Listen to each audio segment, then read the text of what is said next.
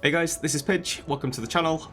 Today, as promised, we're going to go through my Lightning Strike Berserker build for 316. This is the build that I've been playing from the start, so it's self-funded, it's not a second character. Slight lie, actually. I did start as a raider, Lightning Strike Raider. Anybody who watched my Hardcore SSF series will know that I actually hit level 90 Hardcore SSF with a Lightning Strike Raider. But 316 brings different challenges, and it quickly became apparent that the Raider just wasn't going to cut it. So I looked for a tankier version, and the Berserker came in clutch. This build has been an absolute blast to play, and I highly recommend it to anybody who's got currency lying around and they want to create a second build that will destroy all the content in the game. I'm talking Flawless Breachstones. I've been running those all day long. I've been carrying 4 people through those. We've done what the Feared released all at once, Wave 30 Simulacrums, you name it, we've done it, and done it quite comfortably as well. I'll get this out of the way now. This is not a budget build. This is for people who have a lot of currency left over. I'd say between 1 and 2 mirrors, so about 600 exalts left over, and you want to play a really fun build that will just blitz through the content. So let's go over the gear. This is the exact gear that I'm using right now. The footage that you've just seen, I wasn't using all of this gear. I've actually made some upgrades since. The only footage using the Vow was the Wave 30 Simulacrum. That's it. The rest of it, I didn't have the Vow. As for the chest piece, I've actually just upgraded that yesterday to a +4 rather than a +2. So none of the footage was with this chest piece either. Okay, so first things first, the claw. The claw is extremely important for this build. I crafted this myself from scratch. I just bought a claw with the crit multi fractured, and then I crafted the rest myself. It took a few exalts, but we got there in the end. Pretty happy with it. I had to do a YOLO add lightning to get the flat lightning damage, and it didn't roll too bad. It could have been a lot worse. I mean, tier 3, I was happy enough with that to stop. And then crafted on the pen at the bottom. So a really, really nice claw there. For the helmet, we use a Blizzard Crown, and the enchantment you want is Berserker's 30% increased buff effect. And here I've just gone for the double elevated. Enemies have -12 to cold resistance. That could also be lightning resistance. You won't see much difference.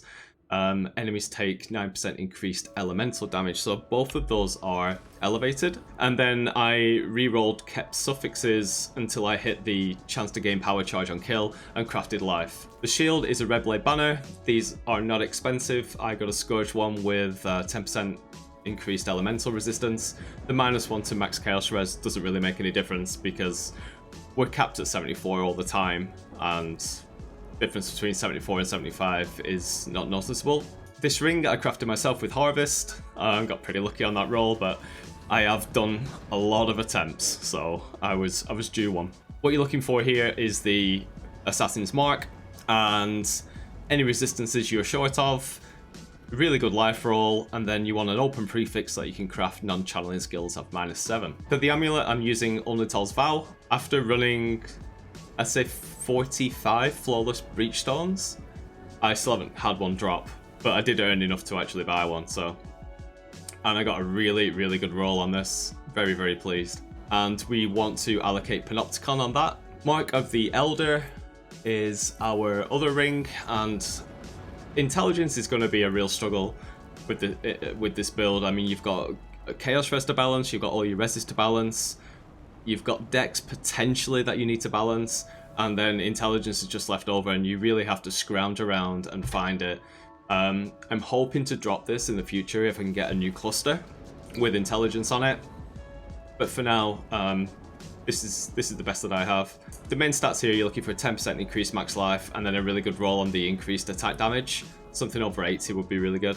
For the gloves, we're using double influenced Hunter and Warlord with elevated strike skills, target 2 additional nearby enemies, and maximum frenzy charges on there as well.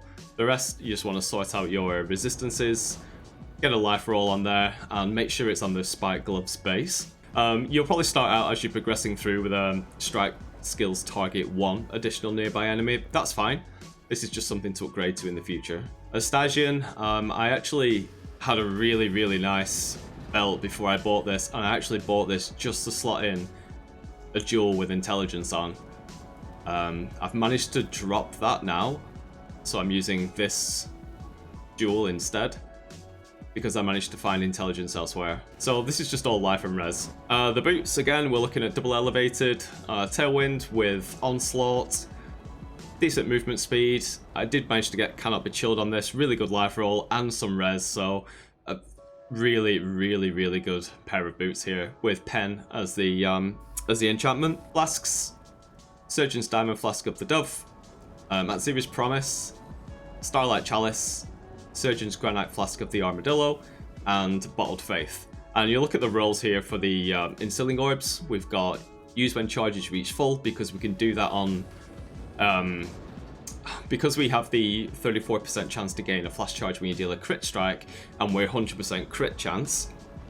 These are always refilling, so we have these ones set, the unique ones, we have these set to use when adjacent flask is used.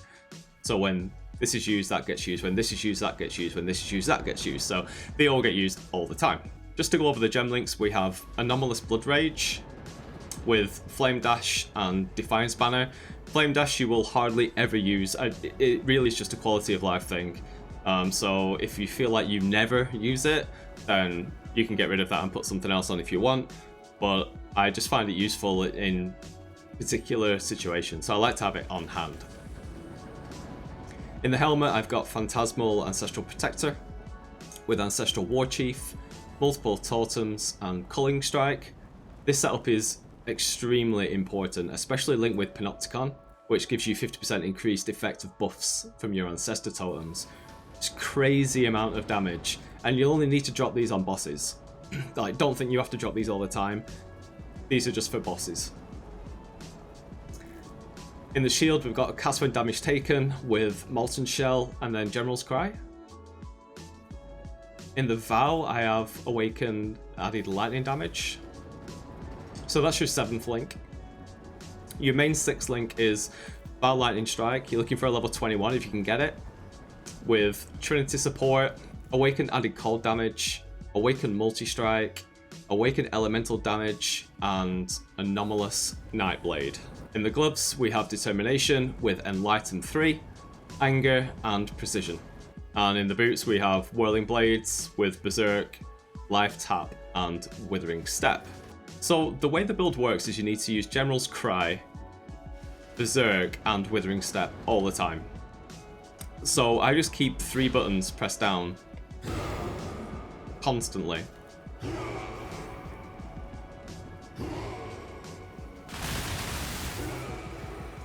mana is gone. We don't use a life flask, we don't use a mana flask. We get all of our resources back through leech. So when we hit an enemy, we fully recharge our mana, and we fully recharge our life, and we do hit 27 times a second.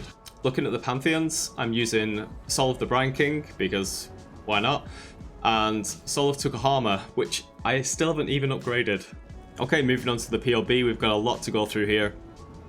You can see the statistics down the left hand side, so 82% all res, 83 lightning, max chaos res, 52,500 armor, 90% physical damage reduction, just over 5k life, 100% crit chance with 29 attacks per second, which is crazy, and over 750 crit multi. So here is my current tree. I am working on upgrades to this. I feel I can get the damage towards 80 million, but I haven't made the changes yet because intelligence is causing me a problem at the moment. But we'll get there.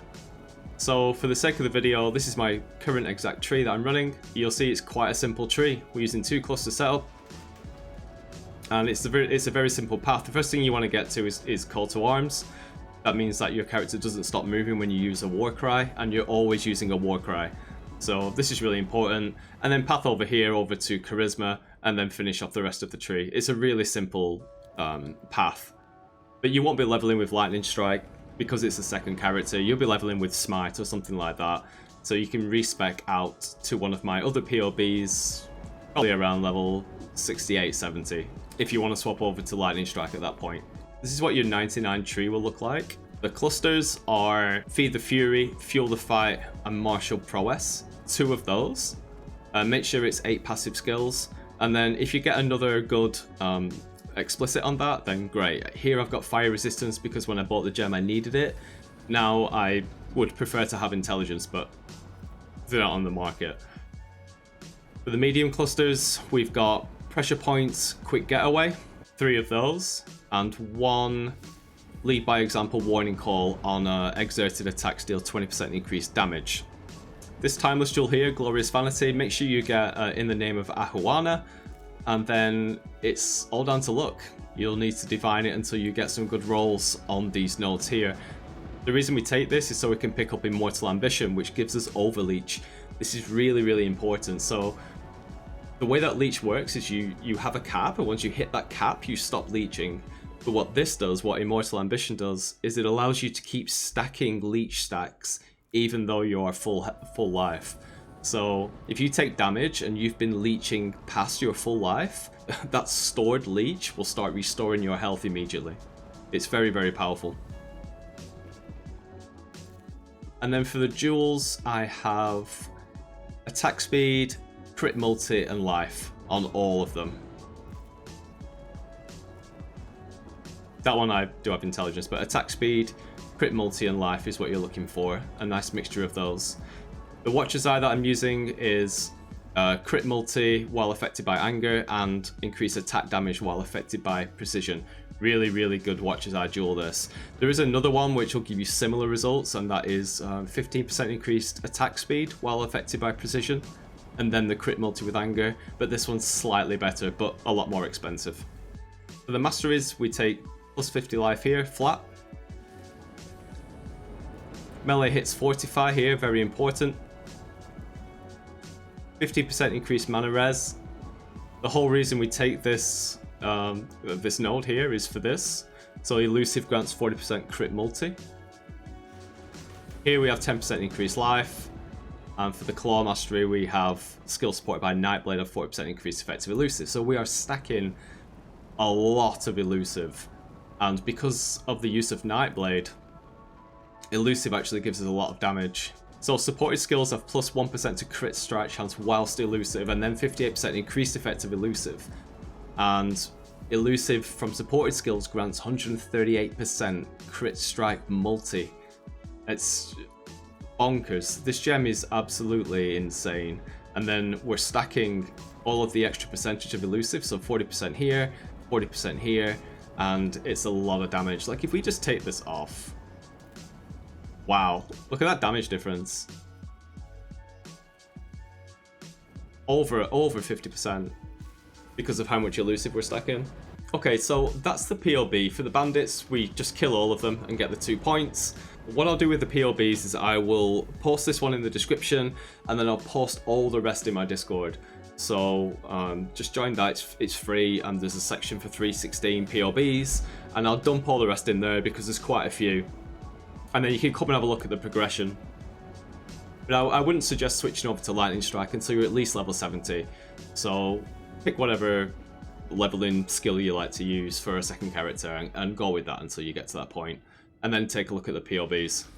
The last thing we'll look at is the stats for damage mitigation. So maximum hit, 230,000 fizz, with about 130,000 on all reses and nearly 90,000 chaos, with an effective hit pool of 435,000 fizz, about 250,000 on the resistances, and then 165,000 chaos. So a very tanky boy, a very tanky boy. You will not die, if you get the build to this point, you will not die doing normal content.